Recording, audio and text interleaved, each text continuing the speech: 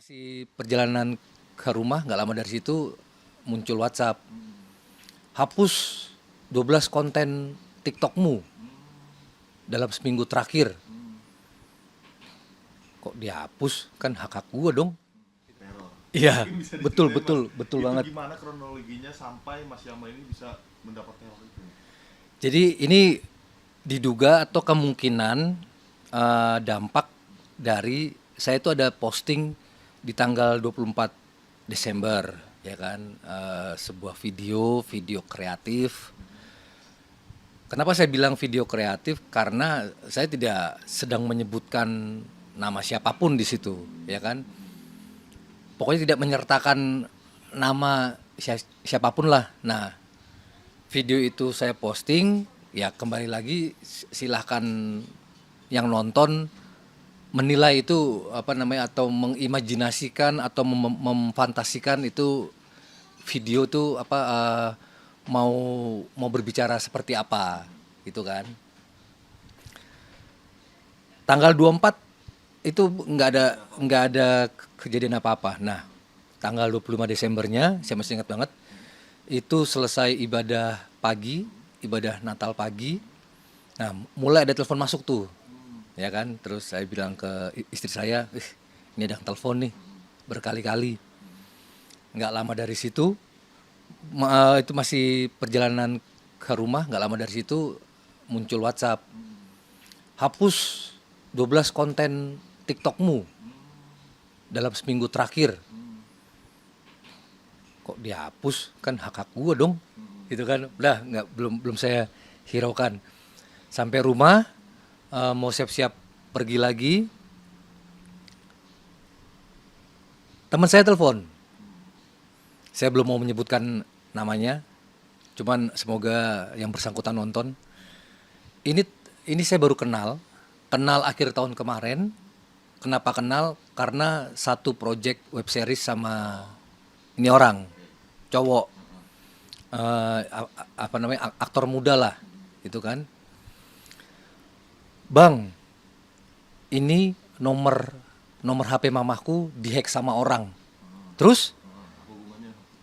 Iya, dia minta Bang Yama hapus 12 konten di TikTok selama seminggu terakhir kalau HP mamahku mau balik.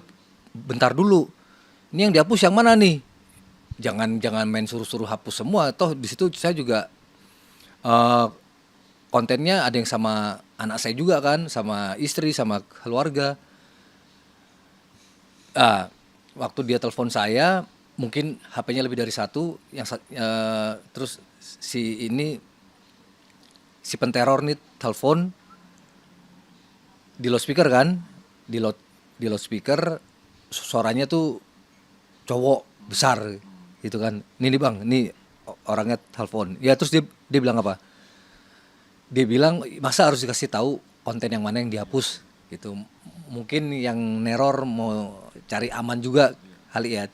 Tapi dia apa namanya, memperkirakan saya tahulah yang harus dihapus tuh yang mana. Udah nggak lama saya hapus. Nggak lama kemudian nomor mamahnya dikasih login lagi. Hebat kan, yang neror kan, bisa sampai ke akses pribadi loh. Nah masih di hari yang sama,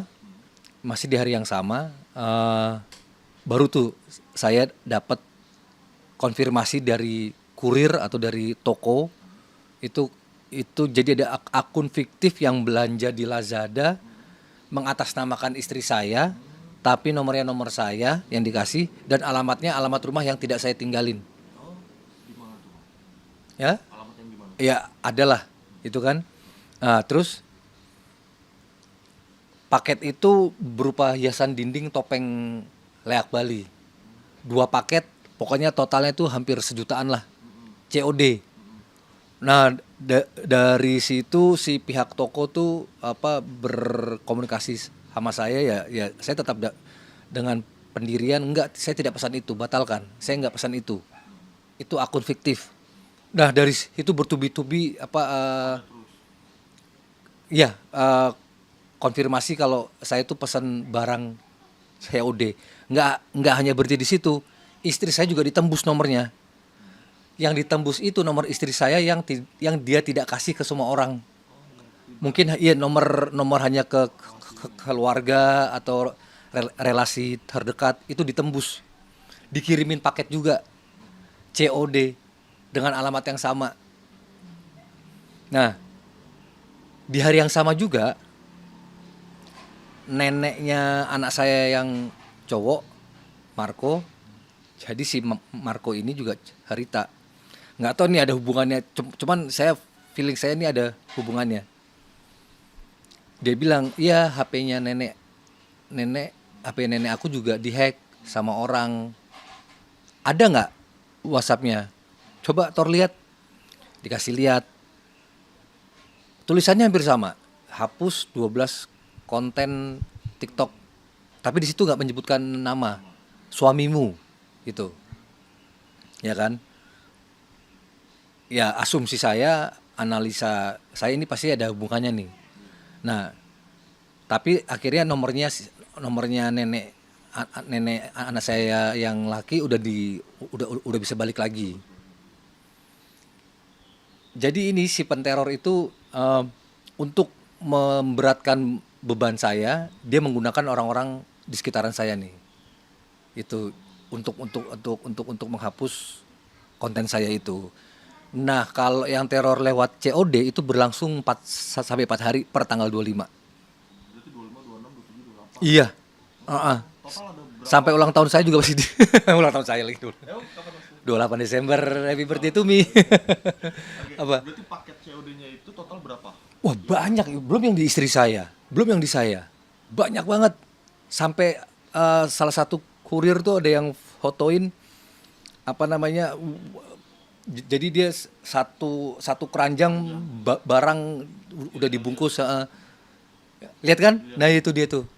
Itu. Terus ada yang kalau istri saya tuh difotoin kayak sepeda listrik yang harganya 4 juta, 3, sekian ya, yang hampir 4 juta. Itu COD juga? COD juga. Mas yang mau bayar juga itu? Enggak dong. Enggak dong.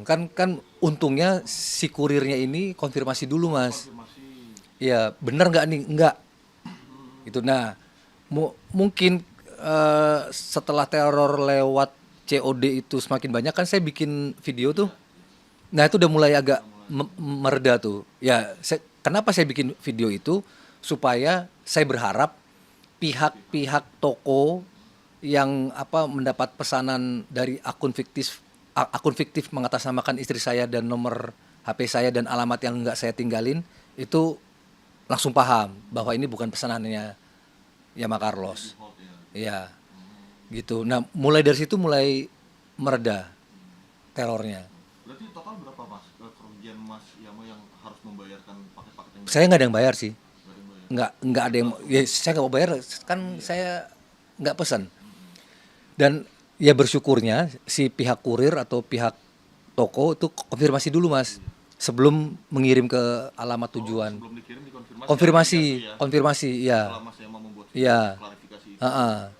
Dari hari pertama pun juga untungnya konfirmasi juga, gitu. Jadi barang belum sempat nyampe, baru nanya, Kak, ini alamatnya ancar-ancarnya di mana, daerah mana, gitu. Tapi sekarang 12 konten itu udah mas Yama hapus ya? Enggak 12. Enggak 12 Cuman yang diduga cuman video yang itu aja tuh. Sempat lihat gak sih? Jadi itu kan saya postingnya kan tanggal 24 Desember di TikTok sama di Instagram. Yang di TikTok itu viewersnya udah mencapai angka 125.000. Tapi komennya 800. Itu anomali loh. Maksudnya kalau komen 800 itu harusnya penontonnya udah minimal 0,5 juta tuh. Nah, yang di Instagram lebih anomali lagi. Penontonnya baru 60.000, yang komen 1.000. Itu lebih dahsyat lagi tuh. Dan semua gini,